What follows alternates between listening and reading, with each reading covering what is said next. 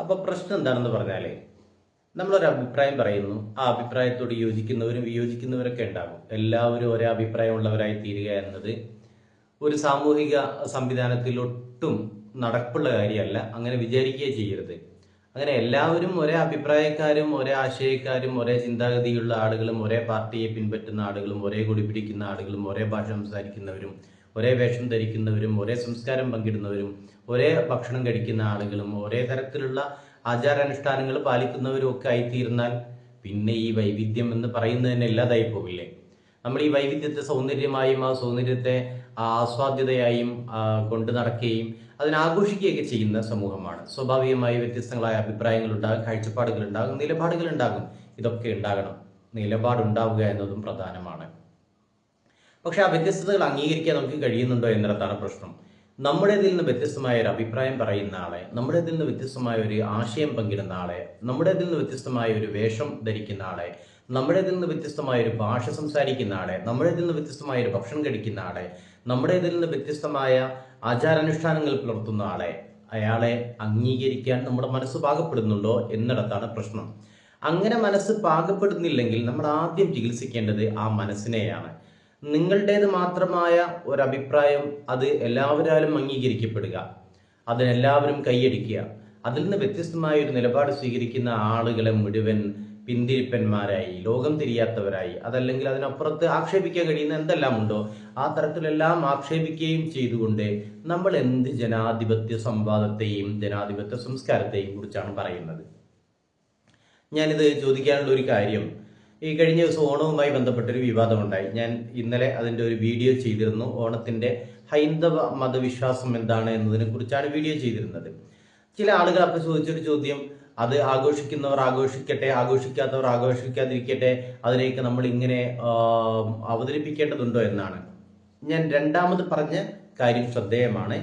ആഘോഷിക്കാത്തവർ ആഘോഷിക്കാതിരിക്കട്ടെ. അങ്ങനെ ആഘോഷിക്കാതിരിക്കാനുള്ള ഒരാളുടെ സ്വാതന്ത്ര്യത്തെ, ഒരാളുടെ അവകാശത്തെ നമ്മൾ എന്തിനാണ് വർഗീയ ചാപ്പയടിക്കുന്നത് എന്ന ചോദ്യമാണ് ഞാൻ ഉന്നയിക്കുന്നത്.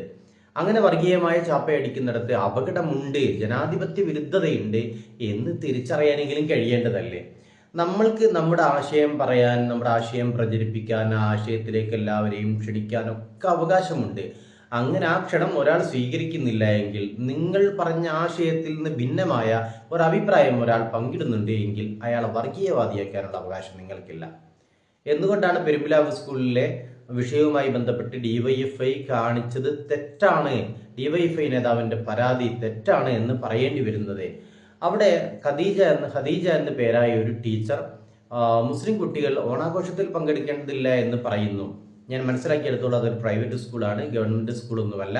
ആ സ്കൂളിലുള്ള ഒരു അധ്യാപിക അങ്ങനെ ഒരു അഭിപ്രായം പറയുമ്പോഴേക്ക് അതിലെവിടെയാണ് വർഗീയത കടന്നു വരുന്നത്? ആരാഘോഷിക്കുന്നു ആഘോഷിക്കുന്നില്ല എന്നതല്ല പ്രശ്നം. ഒരാൾ ഓണാഘോഷത്തിൽ പങ്കെടുക്കുന്നു, അങ്ങനെ പങ്കെടുത്ത് ഒരാളുടെ മെക്കിട്ട് കയറേണ്ട ഒരു ആവശ്യവുമില്ല. അയാൾ ഏത് രാഷ്ട്രീയം പങ്കിടുകയോ ഏത് മതബോധ്യം പങ്കിടുകയോ ചെയ്യുന്ന ആളാവട്ടെ, നമ്മുടെ രാജ്യത്ത് അതിനൊക്കെ സ്വാതന്ത്ര്യം അനുവദിക്കപ്പെട്ടിട്ടുണ്ടല്ലോ.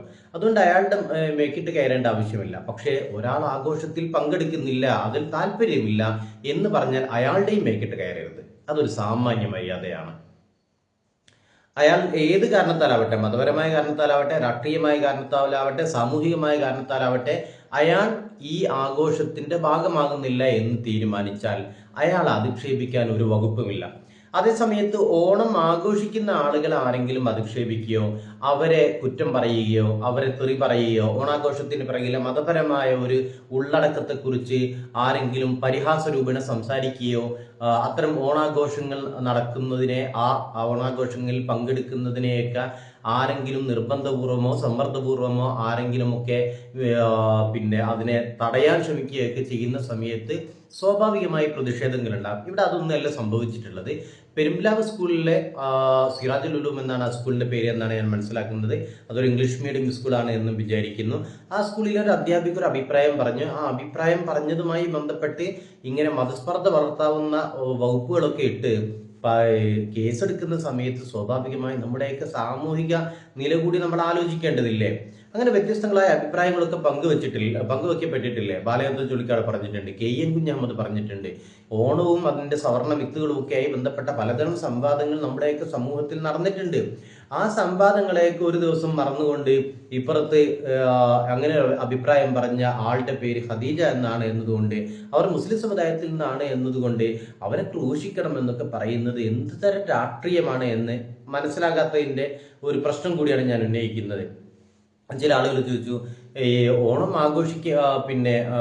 ഓണം ഇങ്ങനെ നമുക്ക് കാർഷിക ആഘോഷമായി കണ്ടാൽ പോരെ എന്നൊക്കെ ചോദിക്കുകയുണ്ടായി. ഇഫ്താറിൽ പങ്കെടുക്കുന്നില്ലേ, സർക്കാർ തന്നെ ഇഫ്താർ മീറ്റ് സംഘടിപ്പിക്കുന്നില്ലേ എന്നൊക്കെ ചോദിക്കുകയുണ്ടായി. ആയിക്കോട്ടെ, ഇഫ്താർ മീറ്റ് സംഘടിപ്പിക്കട്ടെ, അതിൽ താല്പര്യമുള്ള ആളുകൾ പങ്കെടുക്കട്ടെ, താല്പര്യമില്ലാത്ത ആളുകൾ പങ്കെടുക്കാതിരിക്കട്ടെ. ഇനി ഒരു കാര്യം കൂടി പറയണം, ഇഫ്താർ മീറ്റ് എന്ന് പറഞ്ഞാൽ നോമ്പ് തുറക്കുന്ന പരിപാടിയാണ്. എല്ലാവരും നോമ്പെടുത്തിട്ടൊന്നല്ലല്ലോ ഇഫ്താർ മീറ്റിന് വരാറുള്ളത്. അതൊരു രാഷ്ട്രീയ പരിപാടിയായിട്ടാണ് പല ആളുകളും കാണാറുള്ളത്. എന്ന് പറഞ്ഞാൽ നോമ്പെടുത്ത ആളുകളെയും ക്ഷണിക്കാറുണ്ട്, നോമ്പെടുക്കാത്ത ആളുകളെയും ക്ഷണിക്കാറുണ്ട്. അത് കേരളത്തിൽ മുഖ്യമന്ത്രി നടത്താറുണ്ട്, പ്രതിപക്ഷ നേതാവ് നടത്താറുണ്ട്, വിവിധ മന്ത്രിമാർ നടത്താറുണ്ട്, അങ്ങനെ വിവിധ സംഘടനകൾ നടത്താറുണ്ട്, ഇങ്ങനെയൊക്കെ നടത്താറുണ്ട്. അതിലെല്ലാവരും നോമ്പെടുത്തിട്ടല്ല വരുന്നുണ്ടാവുക. അങ്ങനെ നിങ്ങൾ നോമ്പെടുത്തേ വരാവൂ എന്നൊരു മതസംഘടന ഒരു മുസ്ലിമേതര സമുദായത്തിൽപ്പെട്ട ഒരാളോട് നിർബന്ധം ചെലുത്തുന്നു എന്ന് വിചാരിക്കുക, അതിൽ കടുത്ത വർഗീയതയുണ്ട്. കാരണം ആ മതവിശ്വാസം പങ്കിടുന്ന, നമ്മുടേതല്ലാത്ത മതവിശ്വാസം പങ്കിടുന്ന ഒരാൾ അയാളെ നമ്മുടെ ഒരു ആഘോഷത്തിലേക്ക് ക്ഷണിക്കുന്ന സമയത്ത് അയാൾ നമ്മുടേതുപോലെ തന്നെ നോമ്പെടുത്ത് അതിൻ്റെ കാര്യങ്ങൾ നിർവഹിച്ച് പള്ളിയിൽ പോയി നിസ്കരിച്ച് മറ്റു കാര്യങ്ങളിലൊക്കെ വ്യാപൃതരായ ശേഷം മാത്രമേ വൈകുന്നേരം വന്ന് നോമ്പ് തുറക്കാവൂ, ഒന്ന് ഇഫ്താർ മീറ്റിൽ പങ്കെടുക്കാവൂ എന്ന് പറയുന്നിടത്ത് പ്രശ്നമുണ്ട്. അതേസമയത്ത് ഇതൊരു സൗഹൃദമായ ഒരു സാന്നിധ്യം ഉറപ്പാക്കുക, സൗഹൃദം പങ്കിടുക എന്നൊക്കെ അർത്ഥത്തിലുള്ളത് അത് വേറെയാണ്. ഇഫ്താർ മീറ്റിൽ വരുന്നു, ആളുകൾ സൗഹൃദം പങ്കിടുന്നു, ആശംസകൾ അറിയിക്കുന്നു, പരസ്പരം ആലിംഗനം ചെയ്യുന്നു, ഭക്ഷണം കഴിക്കുന്നു, പിരിയുന്നു. ഓക്കെ, വളരെ നല്ല കാര്യമാണ്.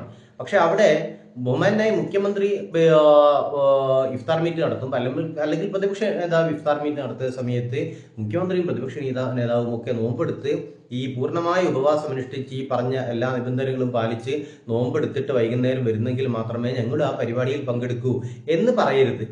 കാരണം മറ്റൊരു മതബോധ്യങ്ങൾ പങ്കിടുകയോ ഇനി മതരഹിതമായ ജീവിതം നയിക്കുകയോ ചെയ്യുന്ന ആളുകളെ നിങ്ങൾ നോമ്പെടുത്തെങ്കിലേ ഞങ്ങൾക്ക് സ്വീകാര്യരാകൂ എന്ന് പറയുന്നിടത്ത് പ്രശ്നമുണ്ട്.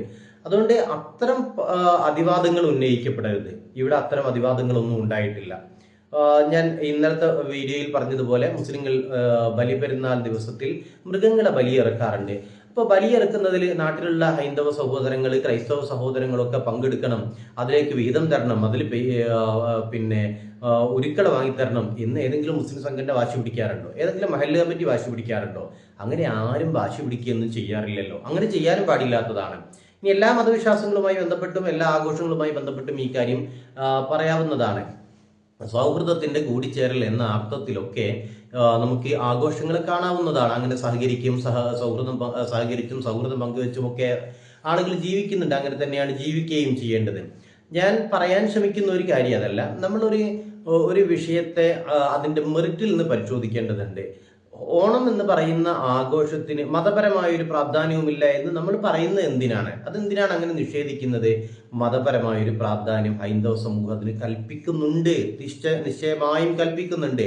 അങ്ങനെ കൽപ്പിക്കപ്പെടുന്ന ഒരു ആഘോഷത്തെ നമ്മൾ അതിൻ്റെ മതപരമായ തലങ്ങൾ മുഴുവൻ വെട്ടിമാറ്റണം എന്നത് ആരുടെ വാശിയാണ്? അങ്ങനെ ഒരു വാശി പിടിക്കേണ്ട കാര്യമുണ്ടോ?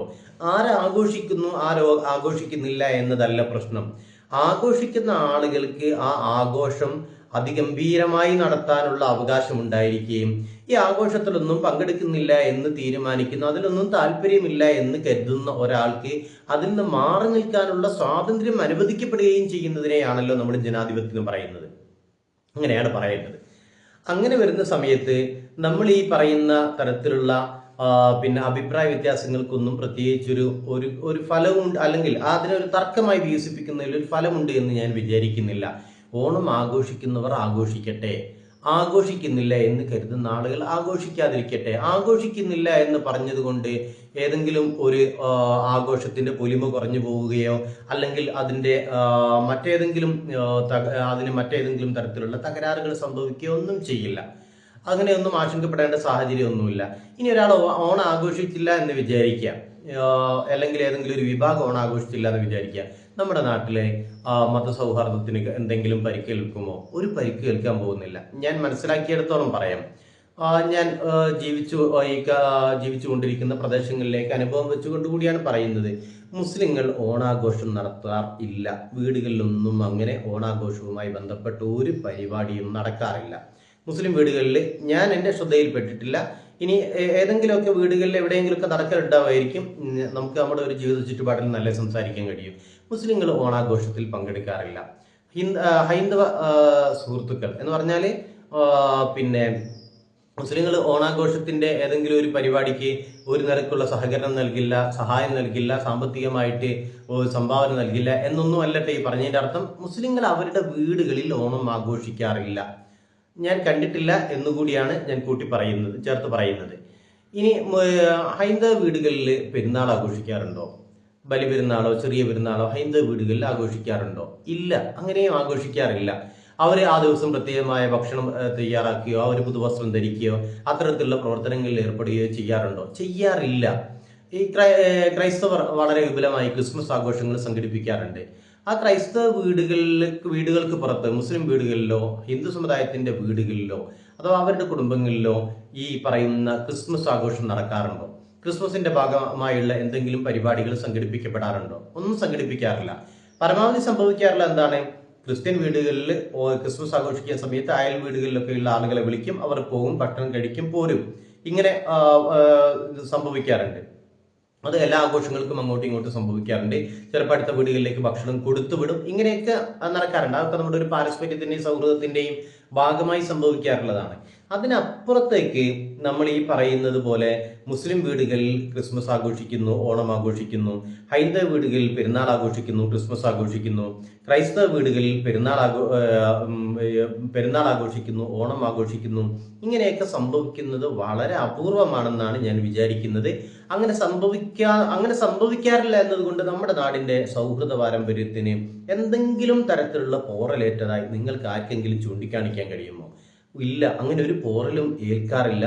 അങ്ങനെ വളരെ ലോലമായ ഒരു ആഘോഷവുമായി ബന്ധപ്പെട്ട് മാത്രം നിലനിൽക്കുന്ന സൗഹൃദമൊന്നും അല്ല കേരളത്തിൻ്റെത്. മനുഷ്യർക്കിടയിൽ അപാരമായ സൗഹൃദം എല്ലാ കാലത്തും ഉണ്ട്. അത് ഏത് തരത്തിലുള്ള വർഗീയമായ പ്രചാരണങ്ങൾ നടന്നാലും ആ സൗഹൃദം നിലനിൽക്കുകയും ചെയ്യും. അതിനെ അപകടപ്പെടുത്താനൊന്നും ആർക്കും കഴിയുകയുമൊന്നുമില്ല. നമ്മൾ അത്തരം ആശങ്കകളൊന്നും ഉയർത്തിക്കൊണ്ടുവരേണ്ടതില്ല. പറഞ്ഞു വരുന്നതിന്റെ രത്ന ചുരുക്കം ഇതാണ്. നമ്മൾ ഈ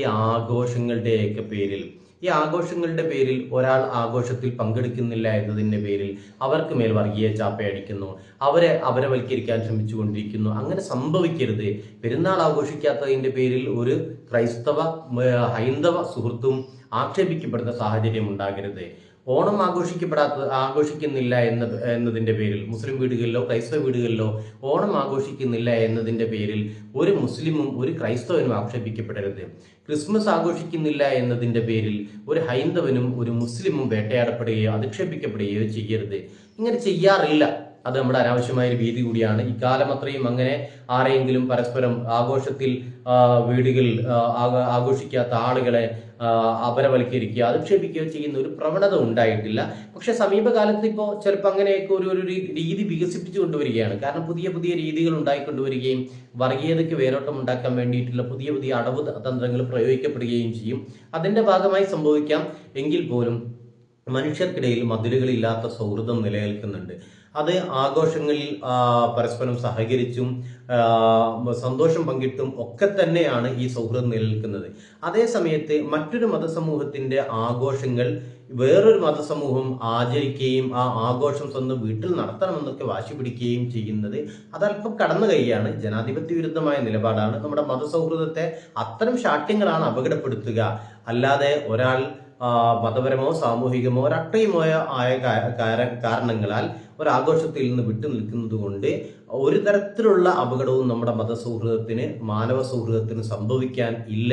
അതേസമയത്ത് ഇതിൻ്റെയൊക്കെ പേരിൽ ജനങ്ങൾക്കിടയിൽ വർഗീയമായ വേർതിരിവുണ്ടാക്കാൻ സാമുദായികമായ പിളർപ്പുണ്ടാക്കാൻ ശ്രമിക്കുന്നവർ അവരാണ് യഥാർത്ഥത്തിൽ വലിയ കുഴപ്പങ്ങളിലേക്ക് നാടിനെയും സമൂഹത്തെയും നയിച്ചുകൊണ്ടിരിക്കുന്നത്. ഇത്രയേ ഉള്ളൂ കാര്യം. ഓണം ആഘോഷിക്കുന്നവർ ആഘോഷിക്കട്ടെ. അതിൻ്റെ മതപരമായ എല്ലാ വിശുദ്ധിയോടും കൂടി ഹൈന്ദവ സമൂഹം അവരുടെ ആരാധനാലയങ്ങൾ കേന്ദ്രീകരിച്ചും അല്ലാതെയും ഒക്കെയുള്ള അതിൻ്റെ പരിപാടികളൊക്കെ നടത്തുകയും ചെയ്യട്ടെ.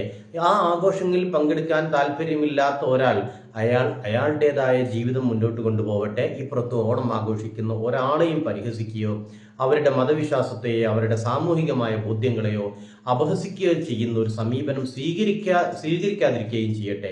എല്ലാ ആഘോഷങ്ങൾക്കും ഇത് ബാധകമാണ്. പെരുന്നാളാവട്ടെ, ക്രിസ്മസ് ആകട്ടെ, വിഷു ആവട്ടെ, മറ്റേത് ആഘോഷമാവട്ടെ, ഈ ആഘോഷങ്ങൾക്കെല്ലാം ഇത് പൊതുവിൽ ബാധകമായ കാര്യമാണ്. അത്തരം എടുത്തുചാട്ടങ്ങൾ, ആ തരത്തിലുള്ള പ്രവർത്തനങ്ങളും പ്രചാരണങ്ങളും കേസുകളും പരാതികളും ഒക്കെ ആത്യന്തികമായി നമ്മുടെ സാമൂഹിക കെട്ടുറപ്പിനെ നശിപ്പിക്കുകയാണ് ചെയ്യുക.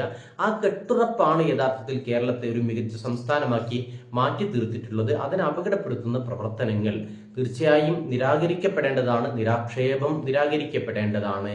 അതിനപ്പുറത്തേക്കുണ്ടാകുന്ന ഏത് തരത്തിലുള്ള ഇടപെടലും നമ്മുടെ സാമൂഹിക ഘടനയിൽ വിള്ളലുണ്ടാക്കി തീർക്കുകയും ആ വിള്ളൽ തീർച്ചയായും രാഷ്ട്രീയമായി സംഘപരിവാറിന് ആയുധമായി മാറുകയും ചെയ്യും.